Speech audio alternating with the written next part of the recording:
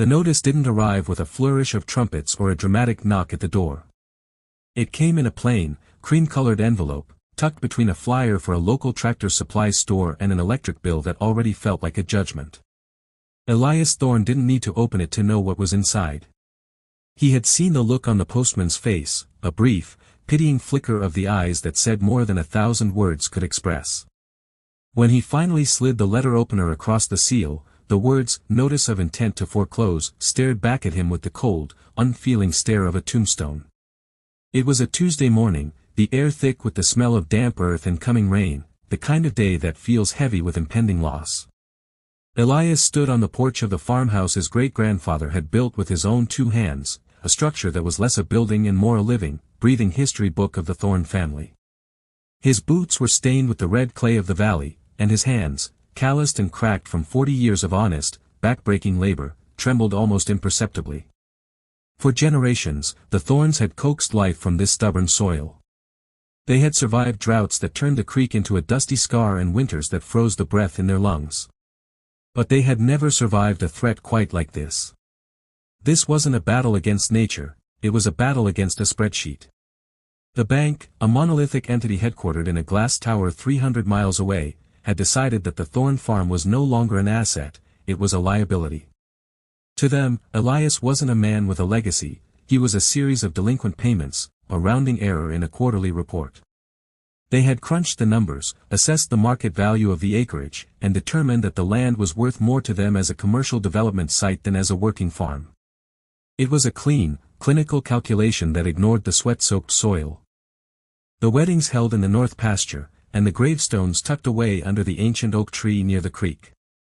Elias walked inside, the floorboards groaning under his weight in a rhythm he had known since childhood.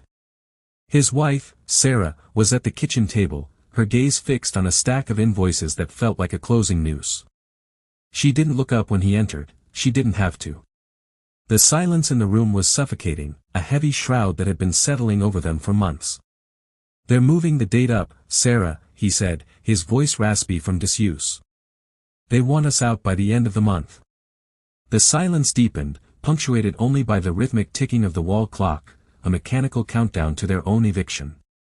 This was the contrast that defined their existence, the boundless, vibrant life of the land versus the sterile, suffocating grip of the contract. Outside, the crops were beginning to push through the dirt, a defiant green against the brown earth, oblivious to the fact that their existence was being legally dismantled. Inside, the walls felt like they were closing in. Elias knew that if he walked away, he wasn't just losing a house, he was losing his identity. If a man's home is his castle, then this farm was his kingdom, and the walls were beginning to crumble. But deep down, buried beneath the exhaustion and the creeping panic, a spark of stubborn, generational resistance remained. His grandfather had once told him, "They can take your crops, Elias, but they can't take your claim unless you let them." At the time, it had sounded like a platitude. Now, it felt like a desperate, final instruction. He began to think about the attic, a place where the past was interred in dust and silence. The pressure from the bank wasn't just a matter of letters and deadlines, it was a psychological siege. Within days of receiving that formal notice, the vehicles began appearing at the edge of the property line.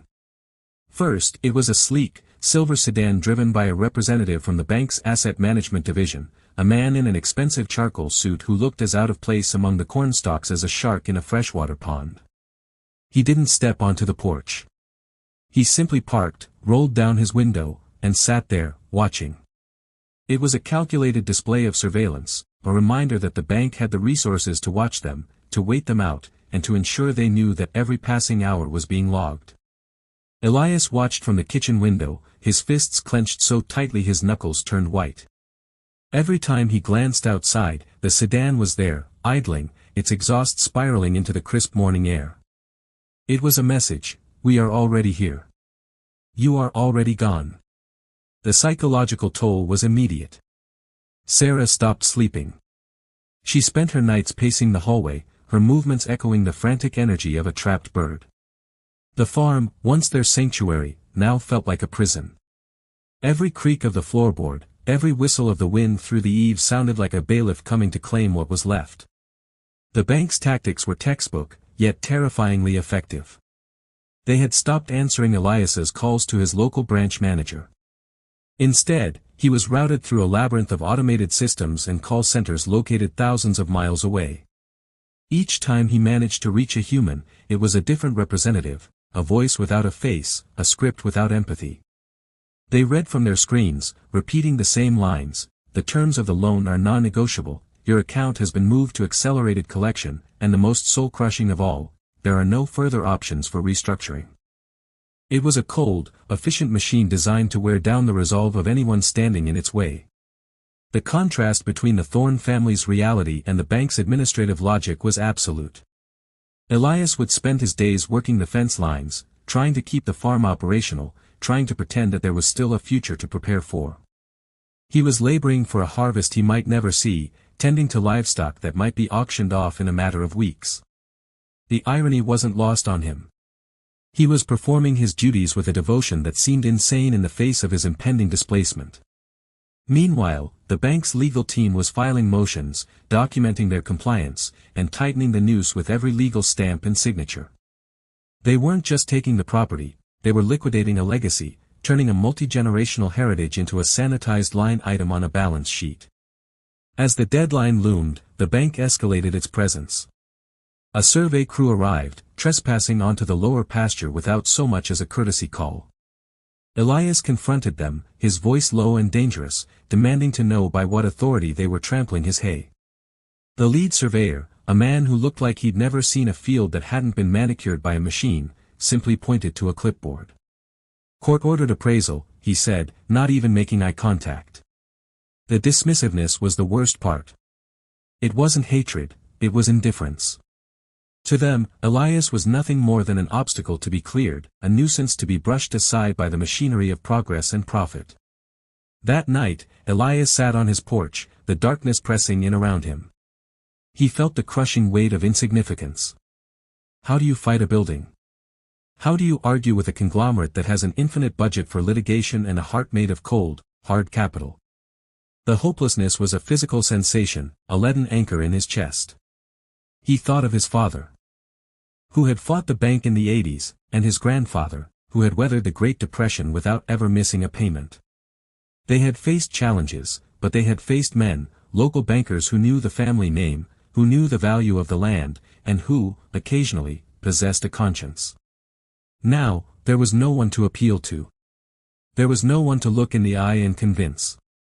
There was only the system, and the system was hungry. The bank had miscalculated one thing, however: the sheer, stubborn, irrational defiance of a man who has nothing left to lose. As he stared out at the shadowed outline of the barn, Elias remembered his grandfather's final words again. They can't take your claim unless you let them. He had spent his life thinking the claim was the deed, the legal piece of paper that proved ownership. But looking at the dark fields, he realized that the deed was just a shadow of something deeper. The claim was the history, the blood-soaked, sweat-stained rights to the land that had been forged long before the bank had ever existed. It was time to stop begging for mercy from a machine and start digging for the truth that the machine had tried to bury. He pushed himself up from the rocker, his knees popping in the quiet night. He wasn't going to sleep. He was going to the attic. He was going to find out what was really written in the history of this farm, no matter how deep he had to dig to find it. The attic was a graveyard of memories, a place where time didn't flow so much as it stagnated. As Elias hauled himself through the narrow trapdoor, the air grew thick with the scent of cedar, desiccated paper, and the long-forgotten lives of ancestors. He clicked on a heavy-duty flashlight, the beam slicing through the darkness and illuminating dancing motes of dust that had likely been undisturbed for decades. This was the territory of his great-grandfather, a man known in the county as Silas. The Stone, Thorne, a man of few words and even fewer mistakes. If there was a weakness in the bank's armor, it was hidden somewhere in this chaotic, sprawling archive of the past. He began systematically. He sifted through trunks filled with wool blankets that felt like cardboard, boxes of rusted iron tools, and stacks of yellowed newspapers reporting on wars and harvests that had long since passed. His movements were frantic, driven by the cold, ticking clock of the foreclosure notice. He was looking for anything: a ledger, a deed, a correspondence, that contradicted the bank's assertion that the farm was forfeit. He didn't know exactly what he was searching for, only that he would know it when he saw it. The contrast between his current state of desperation and the orderly, precise life his ancestors had led was staggering. They had lived with a sense of permanence that he now realized was a fragile illusion. Hours bled into one another. His clothes were covered in gray grime, and his hands were black with soot, but he didn't stop. He moved to the deepest corner of the attic, where the roof sloped down to the floor, creating a crawlspace filled with the detritus of generations. There, tucked behind a heavy, iron-bound steamer trunk, sat a small, unassuming wooden box. It wasn't the ornate, polished wood of an heirloom, it was a rough, hand-planed box of pine, held together by hand-forged nails. It looked like it had been hidden intentionally, pushed out of sight as if it were a secret that needed protecting. Elias pried the lid open with a pocketknife. Inside, there were no gold coins or deeds of immense wealth. There was only a single, thick envelope wrapped in oilcloth, preserved perfectly against the humidity of the attic. With trembling fingers, he unfolded the cloth. Inside was a document dated 1934, a year of absolute ruin for many farmers across the country. It was a handwritten agreement.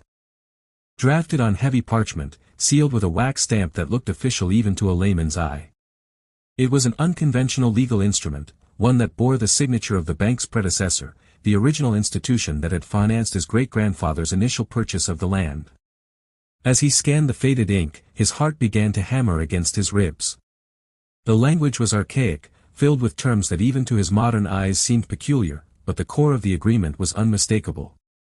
It contained a perpetual land use covenant, a clause that had been buried in the fine print of a debt restructuring from the Great Depression era. It stipulated that as long as the Thorne family maintained the agricultural viability of the land, no future entity, regardless of acquisition, merger, or corporate restructuring, could claim the property for commercial development. It was a poison pill for any potential bank looking to flip the land for profit. It was a promise, etched in law, that the land was reserved for the family for as long as they chose to work it. The document wasn't just a piece of history, it was a weapon.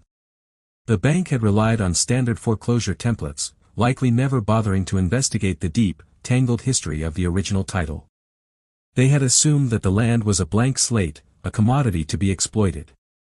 They hadn't counted on the stubborn, litigious nature of a man who saw the law as a shield, not just a set of rules for the powerful. Elias felt a cold shiver run down his spine. The document didn't just void their current foreclosure attempt, it exposed a massive, systemic failure on the bank's part.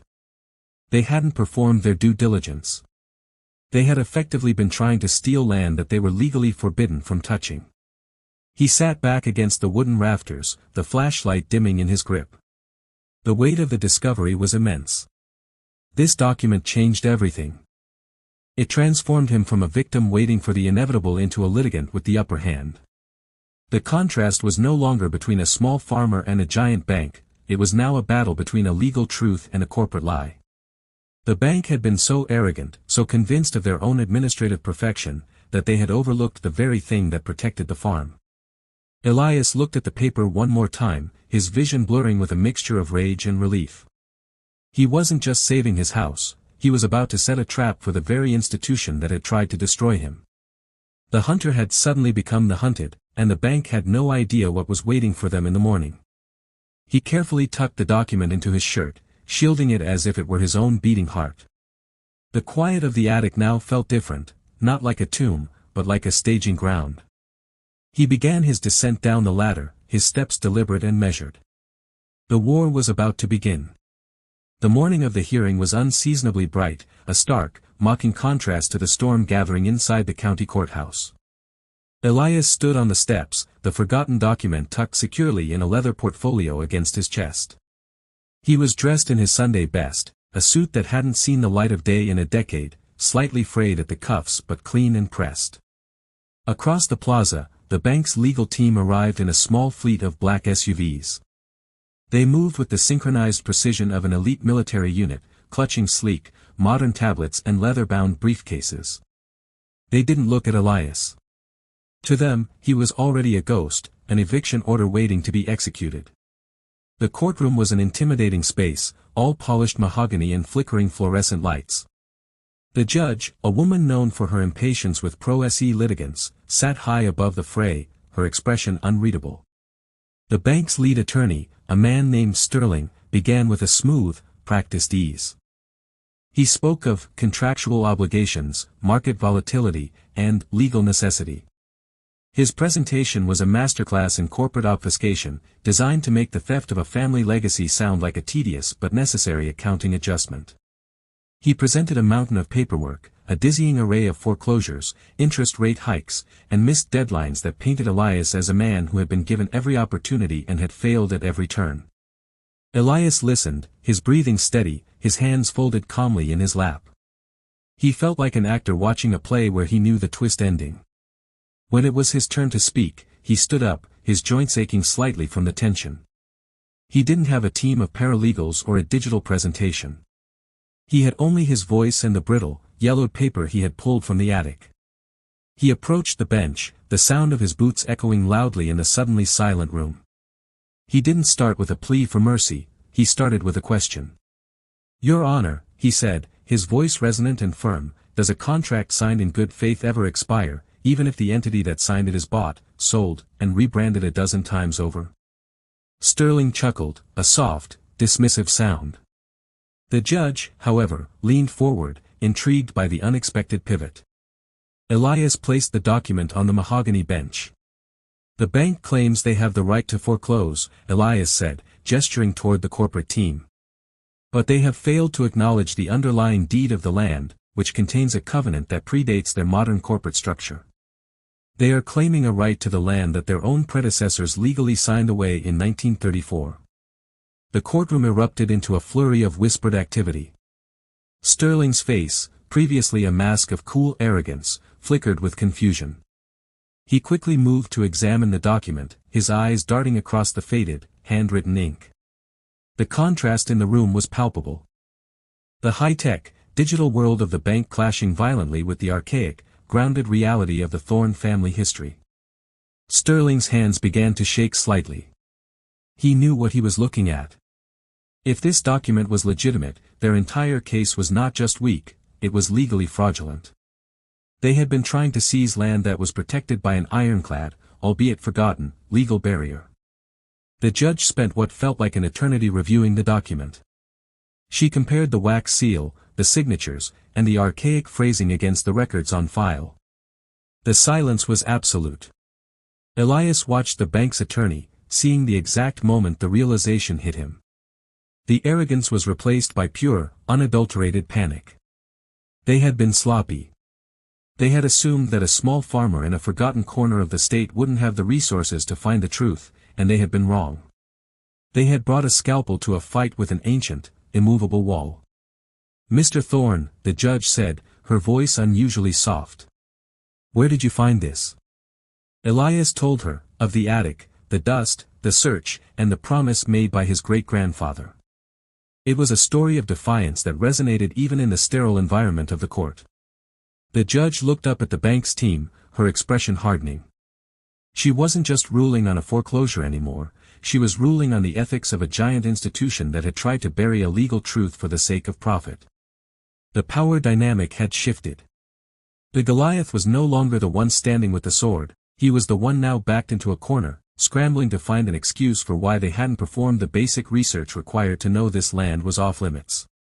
The courtroom, once a place of impending doom for the Thorne family, had transformed into the stage for their salvation. The fallout was swifter and more devastating to the bank than any victory Elias could have dared to dream. The judge didn't just dismiss the foreclosure motion, she issued a scathing rebuke of the bank's legal and investigative practices, characterizing their behavior as grossly negligent and indicative of a broader, systemic failure to respect established property rights. By the time the bank's representatives scrambled out of the courthouse, their professional reputations were in tatters, and a formal inquiry into their foreclosure division had been initiated. For the Thornes, the courtroom had been a crucible, and they had emerged not merely as survivors, but as a cautionary tale for any institution that believed it could steamroll over the history of the land. In the weeks that followed, the farm returned to its natural, steady rhythm. The silver sedan no longer sat at the property line, and the harassing calls ceased entirely. There was a profound, almost sacred quality to the silence that settled over the valley. It was a silence earned through the resurrection of the past. Elias often walked the fence line, not as a man waiting for his life to be taken, but as a steward of a legacy that had proven, in the most literal sense, to be indestructible. He kept the document in a fireproof safe, though its power no longer rested in its paper form, it now lived in the security of his ownership and the defeat of those who had sought to undermine it. The impact on the local community was equally transformative. Other families, long cowed by the same relentless pressure from the banking sector, began to reach out. They saw in the Thorne story a blueprint for resistance. It wasn't about having more money or more power, it was about the strength of one's claim and the willingness to hunt for the truth buried beneath the layers of corporate bureaucracy. Elias became an unlikely hero, a man who had stood at the precipice and forced the giant to blink. He didn't seek the spotlight, but he understood the responsibility that came with his discovery. He helped neighbors navigate their own titles, teaching them that often the most powerful defenses were the ones they had forgotten were even in their possession. As the season changed and the first harvest of the new era began, Elias stood under the ancient oak tree near the creek, the very place where his great-grandfather's marker was weathered by time. He thought about the contrast between the life he had almost lost and the one he was now living. The bank had viewed his life as a series of numbers to be balanced, he had viewed it as a narrative to be continued. He realized that the forgotten document wasn't just a legal loophole. It was a bridge between the generations, a manifestation of his ancestors' foresight.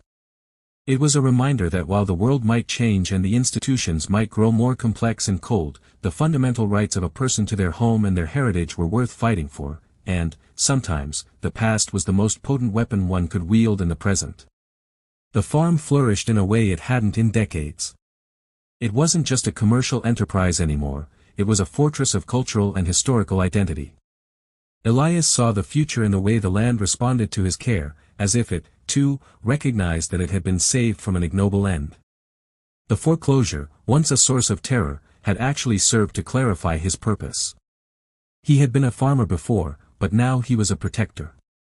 He understood that his legacy was not something to be taken for granted, it was something to be constantly defended against the encroachment of a world that increasingly valued the price of everything and the value of nothing.